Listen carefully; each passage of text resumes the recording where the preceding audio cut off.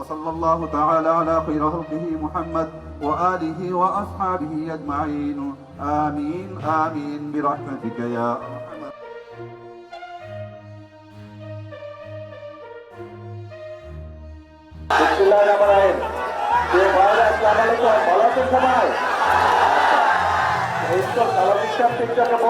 আপনাদের এলাকার সন্তান যে আজকে এখানে জনসভা করার কথা না, কিন্তু আপনারা যেহেতু এখানে এসছেন সেই জন্য আপনাদের সাথে দুই মিনিট কথা বলতে চাইছি।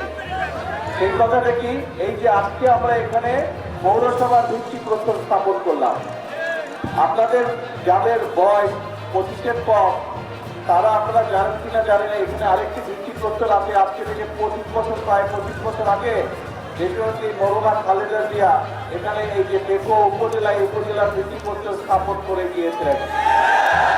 আজকে 25 বছর পরে আবার দেশনেত্রী বেগম খালেদা জিয়ার এই দল বিএনপি সরকার আজকে আবার পৌরসভার ভিত্তিপ্রস্তর আমরা স্থাপন করে গেলাম। এর মধ্যে দিয়ে একটি কথাই বারবার প্রমাণিত হয়েছে যে বিএনপি যখন রাষ্ট্র পরিচালনার দায়িত্বে থাকে, বিএনপি জনগণের স্বার্থে, দেশের স্বার্থে কাজ করে।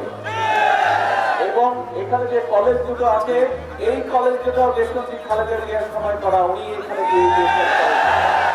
কাজে বিএনপি সকল সময় যখন দেশ পরিচালনার দায়িত্বে থাকে, বিএনপি দেশের মানুষের স্বার্থে কাজ করে, দেশের স্বার্থে কাজ করে। যখন বিএনপি দেশ পরিচালনার দায়িত্বে থাকে না, তখনও বিএনপি দেশের স্বার্থে কথা বলে, জনগণের স্বার্থে কথা বলে। বিএনপি দেশ পরিচালনার দায়িত্বে থাকুক, বিএনপি দেশ পরিচালনার দায়িত্বের বাইরে থাকুক, সকল সময়ে বিএনপির একটাই প্রধান বিষয় দেশ এবং দেশের মানুষের স্বার্থ। দেশের মানুষের স্বার্থ নিয়ে আমরা কথা বলেছি, বর্তমানে আমরা কাজ করব, ভবিষ্যতে দেশের মানুষের স্বার্থ নিয়ে আমরা কথা বলবো, কাজ করব। এটি আমাদের প্রতিজ্ঞা, এটি আমাদের একমাত্র লক্ষ্য, এটি আমাদের একমাত্র।